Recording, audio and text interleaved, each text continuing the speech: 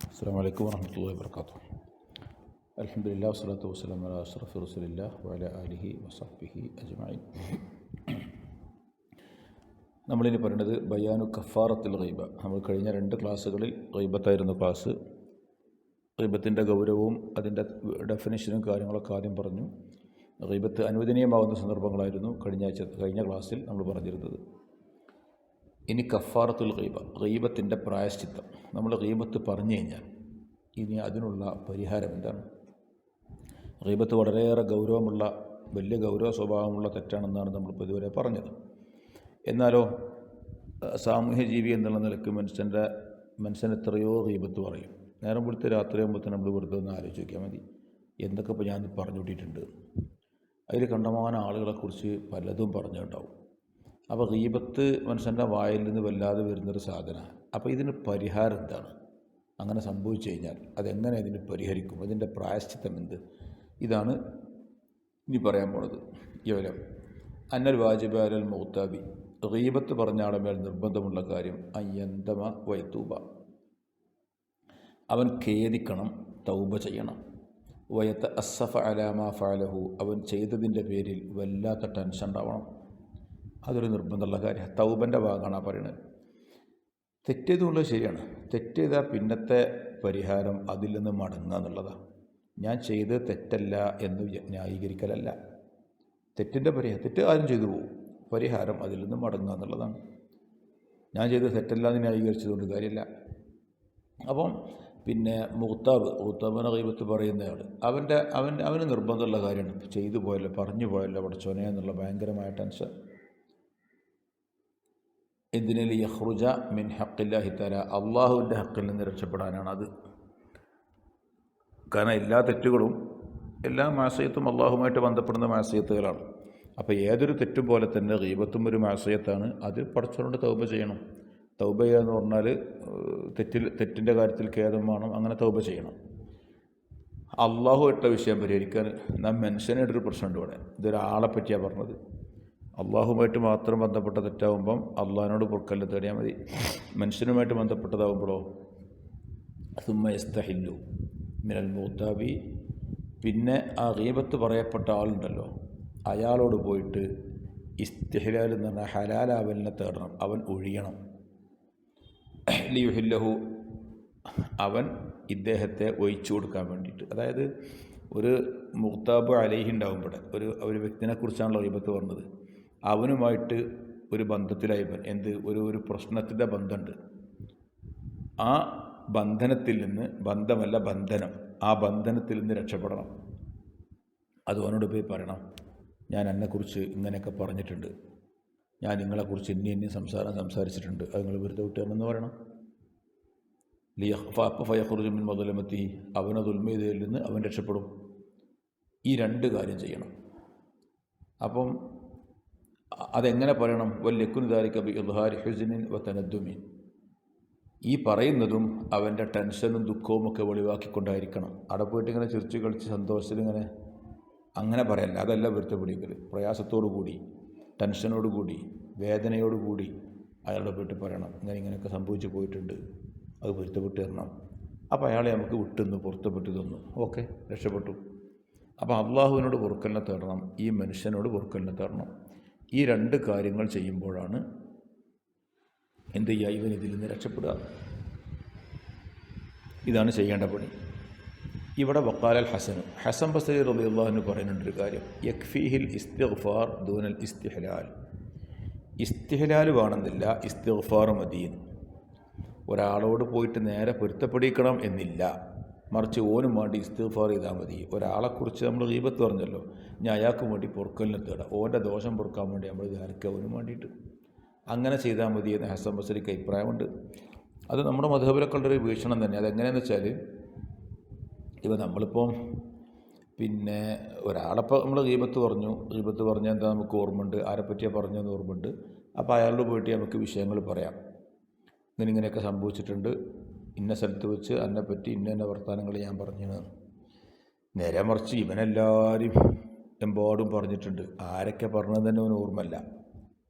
ഒരു പ്രശ്നം എങ്ങനെയാണ് പോയി പൊരുത്തപ്പെടിക്കുക, ആരുടെ പോയിട്ട് പൊരുത്തപ്പെടിക്കുക? ഓർമ്മയുള്ളതൊക്കെ പൊരുത്തപ്പെടിക്കുക, അതൊക്കെ അല്ലാത്ത എന്ത് ചെയ്യും? ഇനി അതല്ലെങ്കിൽ വളരെ ഗൗരവമുള്ള വിഷയങ്ങളാണ് പറഞ്ഞത്, ആ വ്യക്തിയോട് പോയിട്ട് എങ്ങനെ ഇത് പറയാം, ഒരു പ്രശ്നമുണ്ട്. അങ്ങനെ പറഞ്ഞാൽ ചിലപ്പോൾ പ്രശ്നം കൂടാനാണ് സാധ്യത. കാരണം നിലവിൽ അയാൾ ഇത് അറിയില്ല, ഇത് അറിയുകൂടി ചെയ്ത് ആകെ പ്രശ്നമാവും. അങ്ങനത്തെ സാഹചര്യം. എന്നാലും ഇവന് നന്നാകാൻ താല്പര്യമുണ്ട്, സംഗതിക്ക് പലതും സംഭവിച്ചു പോയി, നന്നാകാൻ വേണ്ടി താല്പര്യമുണ്ട്, ഇനി എന്താ കാട്ടേണ്ടത്? അതിനുള്ള പരിഹാരം ആണ് ശരിയ പറയുന്നത്. ഈ ഖുർആൻ പറഞ്ഞല്ലോ, ഇബാദിയല്ലദീന അസ്റഫു അലാ അൻഫുസിഹിം ലാ തഖ്നതു മിർ റഹ്മത്തില്ല. അള്ളാഹുവിൻ്റെ റഹ്മത്തിൽ നിന്ന് ആരും നിരാശനാവേണ്ടതില്ല. നമ്മൾ കുറേ തെറ്റിയതുള്ളതൊക്കെ ശരിയാണ്, പഠിച്ചാൽ ഇനിയിപ്പോൾ ഞാൻ നന്നാവില്ല, ഇനിയിപ്പോൾ ഞാൻ നന്നാകാൻ നോക്കിയിട്ട് കാര്യമില്ല, അങ്ങനത്തെ നിരാശ ഒരിക്കലും മുസ്ലിമിനുണ്ടാവാൻ പാടില്ല. ഇങ്ങനെയൊക്കെ ആളാണെങ്കിൽ പോലും അവന് നന്നാവാൻ എന്ത് ചെയ്യണം? അതിനെപ്പറ്റി നമ്മളെ ഫുഖഹാവൊക്കെ പറയുന്ന രീതി അതാണ്. പടച്ചവനോട് പൊറുക്കല്ല, അള്ളാഹിനോട് ഇസ്തിഗ്ഫാർ ചെയ്യുക. പൊരുത്തപ്പെടാൻ പടച്ചവനോട് പറയാം. എന്നിട്ട് നമ്മൾ ഗീബത്ത് പറഞ്ഞ ആൾക്കാർക്ക് വേണ്ടി നമ്മൾ ഇസ്തിഗ്ഫാർ ചെയ്യുക, ഓൽക്കും വേണ്ടി ദ്വാരക്കുക, ഓലെ ദോഷം പുറത്തെടുക്കാൻ നിരന്തരം ദ്വാരക്കുക. അപ്പോൾ നമ്മൾ ദുആ കാരണം അങ്ങനത്തെ ആൾക്കാരെ കുറേ ദോഷം പൊറുക്കപ്പെട്ട് കഴിഞ്ഞാൽ മഹ്ശറെ ചെല്ലുമ്പം എന്ത് ചെയ്യും? അവിടുന്ന് നമുക്ക് വിട്ടുവരും. കാരണം അള്ളാഹ് എൻ്റെ ഈ ദോഷങ്ങളൊക്കെ പൊറുക്കാൻ കാരണം ഇവൻ്റെ ദുആ ആണ്. എന്നാൽ പിന്നെ ഞാൻ എന്നെ ഗീബത്ത് പറഞ്ഞപ്പോൾ ഞാൻ പ്രശ്നമാക്കണില്ല എന്നൊന്ന് തോന്നിയേക്കാം. ആ പ്രതീക്ഷയുടെ പേരിലാണ് നമ്മളെന്ത് ചെയ്യുക, ഒരാൾക്ക് വേണ്ടി ഇസ്തിഗ്ഫാർ ചെയ്യുക എന്ന് പറയും. നമ്മൾ സാധാരണ ഈ ദുആകളിലൊക്കെ വലിമല്ലഹു ഹഖ്ഖുൻ അലീന എന്നൊരു പ്രയോഗം കാണാം. ആരും ശ്രദ്ധിച്ചിട്ടുണ്ടോ എന്നറിയില്ല. നമ്മൾ ഈ അല്ലാഹുമ്മ ഗ്ഫിർ ലനാ വലിവാലിദിന വലിമശായിഖിന വലിഅസാതിദിനൊക്കെ വലിമല്ലഹു ഹഖ്ഖുൻ അലീന എന്ന് പറയും. നമുക്ക് ബാധ്യതയുള്ള ആളുകൾക്കും പുറത്തു കൊടുക്കണേ. നമ്മൾക്ക് ഈ ബാധ്യതയുള്ള ആൾക്കാരാണ് നമ്മൾ ഗീബത്ത് പറഞ്ഞ ആൾക്കാർ പറഞ്ഞത്. നമ്മൾ അങ്ങനെയൊക്കെ ദ്വാരക്കുമ്പോൾ അതൊക്കെ ഒന്ന് മനസ്സിൽ കൊണ്ടുവരുന്നത് നല്ലതാണ്. അതാണ് ഈ നമുക്ക് അവരോട് ബാധ്യതയുണ്ട്. ആ ബാധ്യത ഏതാ? ഗീബത്ത് പറഞ്ഞ ബാധ്യത. അതിൽ തന്നെയാണ് നമ്മുടെ മുൻഗാമികൾ നമ്മുടെ ദുആകളിലൊക്കെ അത്തരം പദങ്ങളൊക്കെ ഉൾപ്പെടുത്തിയത്. അപ്പോൾ അതാണ് ഹസൻ ബസരി റളിയല്ലാഹു അൻഹു പറഞ്ഞ യക്ഫിഹിൽ ഇസ്തിഗ്ഫാർ ദൂനൽ ഇസ്തിഹ്ലാൽ എന്ന് പറഞ്ഞത്. വറവ അനസ് ബിൻ മാലിക് റളിയല്ലാഹു അൻ റസൂലില്ലാഹി സ്വല്ലല്ലാഹു അലൈഹി വസല്ലം അന്നഹു ഖാല കഫാറത്തു മൻ ഇഗ്തബത അൻ തസ്തഗ്ഫിറ ലഹു എന്നൊരു ഹദീസ് ഉണ്ടല്ലേ. നീ ഗീബത്ത് പറഞ്ഞ ഒരാളോടുള്ള പ്രായശ്ചിത്തം അയാൾക്ക് വേണ്ടി ഇസ്തിഗ്ഫാർ ചെയ്യലാണ് ഹദീസാണ്. കഫാറത്തു മൻ ഇഗ്തബത, നീ ഗീബത്ത് പറഞ്ഞ ഒരുത്തൻ്റെ പരിഹാരം, ഒരുത്തനോടുള്ള പ്രായശ്ചിത്തം അൻ തസ്തഗ്ഫിറ ലഹു, നീ അയാൾക്ക് വേണ്ടി ഇസ്തിഗ്ഫാർ ചെയ്യലാണ്. വഖാല മുജാഹിദൻ, ഇമാം മുജാഹിദ് റളിയല്ലാഹു അൻഹു പറഞ്ഞു കഫാറത്തു അക്ലിക ലഹ്മ അഖീക, നിൻ്റെ സഹോദരൻ്റെ മാംസം ഭക്ഷിച്ചതിൻ്റെ കഫാറത്ത്. സഹോദരൻ്റെ മാംസം ഭക്ഷിക്കാന്ന് ഗീബത്ത് അറിയാലോ. അതിൻ്റെ കഫാറത്ത് അൻതുസ്നിയ അലൈഹി, അവനെപ്പറ്റി നീ നല്ലത് പുകഴ്ത്തി പറയലാണ്. വതദഉ ലഹു ബിഖൈരിൻ, ഖൈറിന് വേണ്ടി അവന് ദ്വാരക്കലാണ്. അപ്പം ഗീബത്തല്ലതേരെ പറഞ്ഞ് ഞാനിനി പരിഹാരമായിട്ട് ഓനെപ്പറ്റി പറയാം, നല്ലത് പറയാം, ഓനെപ്പറ്റി പറയാം, മദ്ഹ് പറയാം, ഓന് വേണ്ടി ദ്വാരക്കുക, ഇതൊക്കെയാണ് പരിഹാരം എന്ന് മുജാഹിദ് റളിയല്ലാഹു അൻഹു പറയുന്നുണ്ട്. എങ്ങനായാലും വൽ ഔല അൽ ഇസ്തിഹ്ലാലു ബിദ്ഹാരി തനതും, അതിൽ തർക്കമൊന്നുമില്ല. ഏറ്റവും നല്ലത് അയാളോട് പൊരുത്തപ്പെടിക്കലാണ്, ദുഃഖം വെളിവാക്കലോടുകൂടി നദമൊക്കെ വെളിവാക്കിക്കൊണ്ട് തന്നെ വ്യക്തിയോട് പോയി പൊരുത്തപ്പെടിക്കുക എന്നുള്ളതാണ് ചെയ്യേണ്ടത്. അതാണ് ഏറ്റവും നല്ല വഴി. അതിലിപ്പോൾ അതൊരു തർക്കമില്ല. അതിന് സാധ്യമാവാതെ വരിക, ഇപ്പോൾ അങ്ങനത്തെ ഒരാൾ മരിച്ചു എന്താകട്ടെ, നമ്മളൊരാളെ കുറേ ഗീബത്ത് പറഞ്ഞതിന് പൊരുത്തപ്പെടിച്ചിട്ട് അയാൾ മരിച്ചു വീണ്, ഇനി പൊരുത്തപ്പെടിക്കാൻ കഴിയില്ലല്ലോ, ഞാൻ അയാൾക്ക് വേണ്ടി ദ്വാരക്കുക, അയാളെ കബറിൻ്റെ അടുത്ത് പോയിട്ടൊക്കെ അയാൾക്ക് വേണ്ടി ദ്വാരക്കുക, എപ്പോഴും അയാൾ സിയാറത്ത് ചെയ്യുക, അതൊക്കെ തന്നെ പരിഹാരം. അപ്പം ഈ നിലക്ക് കാര്യങ്ങളെ സമീപിക്കുക എന്നതും വളരെ പ്രധാനപ്പെട്ട കാര്യമാണ് എന്ന് മനസ്സിലാക്കുക. അപ്പോൾ ഇതൊക്കെയാണ് ഇതിൽ നിന്ന് രക്ഷപ്പെടാനുള്ള വഴികൾ. കാര്യങ്ങൾ മനസ്സിലായിട്ടുണ്ടാവുമെന്ന് വിചാരിക്കണം. ഇനി ആഫത്ത് സാദിസത്താശം, 16ാമത്തെ ആഫത്ത് നമീമത്താണ്. ഗീബത്തിൻ്റെ മറ്റൊരു പതിപ്പാണ് നമീമത്ത്. നമീമത്ത് പറഞ്ഞാൽ ആദ്യം കാര്യം മനസ്സിലാക്കാം. ഗീബത്ത് എന്ന് നമ്മൾ പറഞ്ഞത് ഒരാളെക്കുറിച്ച് അവന് ഇഷ്ടമില്ലാത്തത് പറയുക എന്നാണ്. ഒരാളെക്കുറിച്ച് ഉള്ള കാര്യം തന്നെ, ഇല്ലാത്ത പറഞ്ഞാൽ കളവും കൂടിയാണ്, ഉള്ള കാര്യം തന്നെ ഇഷ്ടമില്ലാത്തത് വേറൊരുത്തനോട് പറയാം, അതാണ് ഗീബത്ത്. എന്നാൽ നമീമത്ത് പറഞ്ഞാൽ ഒരാൾ പറഞ്ഞ കാര്യം അല്ലെങ്കിൽ ഒരാളെക്കുറിച്ച് മറ്റൊരുത്തനോട് ഫസാദ് ഉണ്ടാക്കാൻ വേണ്ടി പറയാം. മനസ്സിലാക്കണ്ടോ? നമീമത്ത് പറഞ്ഞാൽ ഇഫ്സാദിന് വേണ്ടി ആളുകളുടെ രഹസ്യങ്ങളെ വെളിവാക്കുക. ഇപ്പം ഒരാൾ നമ്മോടൊരു സ്വകാര്യം പറഞ്ഞു, എന്തോ ഒരു വിഷയം നമ്മളോട് പറഞ്ഞു, അല്ലെങ്കിൽ ഓനെപ്പറ്റി നമ്മളെന്തെങ്കിലും അറിഞ്ഞു, അങ്ങനെ.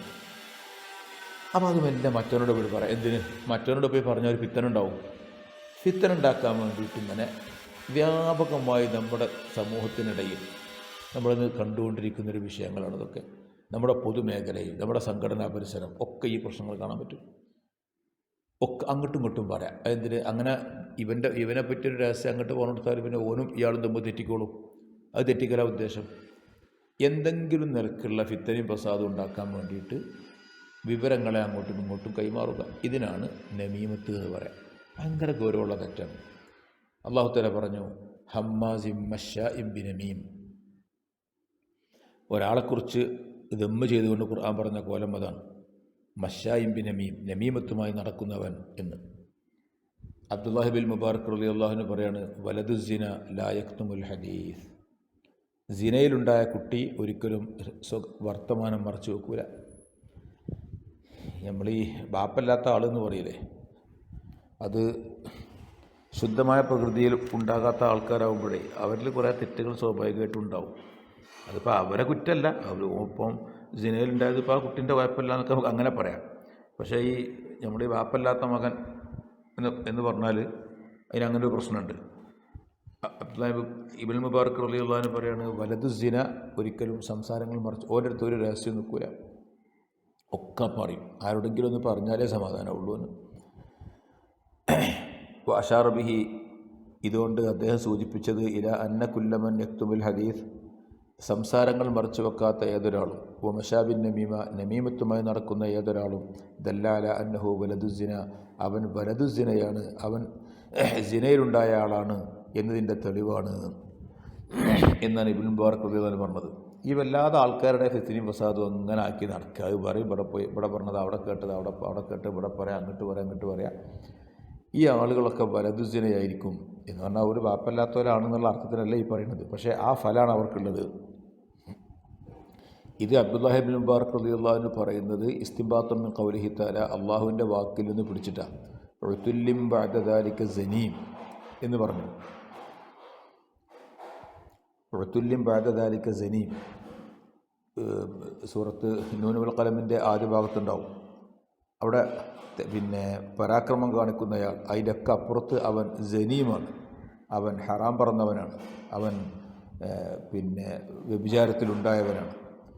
അപ്പോൾ താൻ തോന്നിയായ പിന്നെ തെറ്റായ ജീവിതം നയിക്കുന്നയാളെക്കുറിച്ച് പറയുന്നിടത്ത് സനീം എന്ന പ്രയോഗം ഖുർആൻ പ്രയോഗിക്കുന്നുണ്ട്, സിനയിലുണ്ടായവൻ എന്ന പ്രയോഗം. അപ്പോൾ പൊതുവെ സിനയിലുണ്ടായവർക്കുള്ള സ്വഭാവമാണ് ഇങ്ങനെ എല്ലാ കാര്യങ്ങളും പറഞ്ഞു നടക്കുക എന്ന് പറയുന്നത്.